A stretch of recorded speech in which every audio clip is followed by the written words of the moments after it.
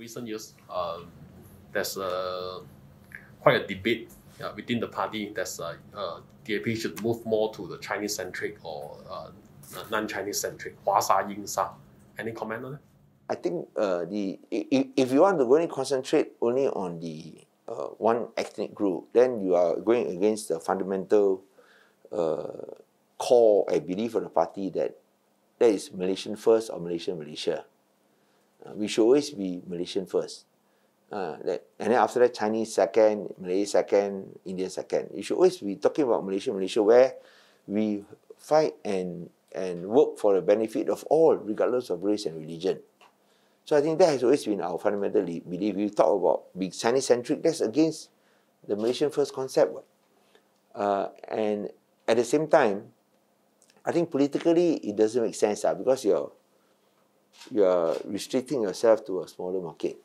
For the party to grow and expand, I mean, you've got to reach out. You cannot limit yourself to just a single core. So if you do that, then I think you end up being very narrow-minded. You'll be very extreme and on the margins. And elections are never won on the extreme. They're always won in the center. I don't think we have abandoned any principles of the party. What principles have we abandoned? We have not done that. So if you say that because we introduce Malay or Indian candidates, then that is seen as abandoning the principles, then I don't agree. So we need to be Malaysian in outlook. And at the same time, when we talk about fighting for rights, it should not be fighting for rights from an ethnic perspective.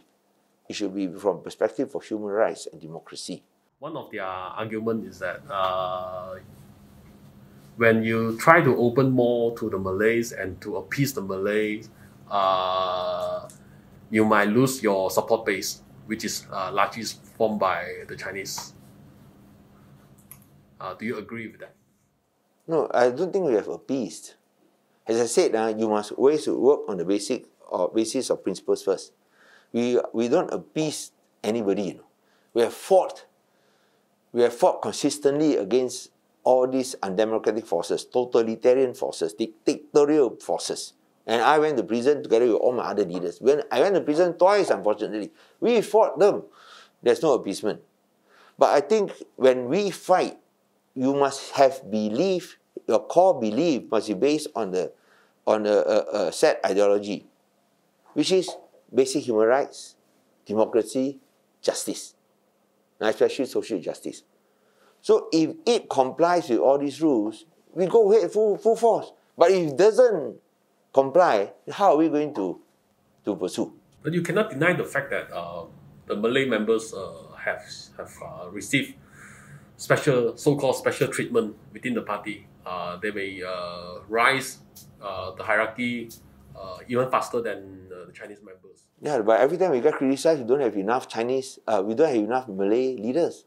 We always get criticized for that. So that's why, on the one hand, you say that, oh, they rise faster. But then on the other hand, you say that, how many? You got one or two only. We also be criticized for that. But then, when you get this one or two coming out, you on the other hand say, oh, they rise too fast. So you must find that balance. At the end of the day, let the party members decide. They have the wisdom to choose what is best for the party. Because this is not chosen by us, not chosen by the party members. We see the necessity for the party to reach out, to expand, and also to make us part of the normal, a Malaysian political norm, where we are part of the mainstream. We are not at the extremes. We are at the center, part of the political mainstream. I think that's where I see DAP has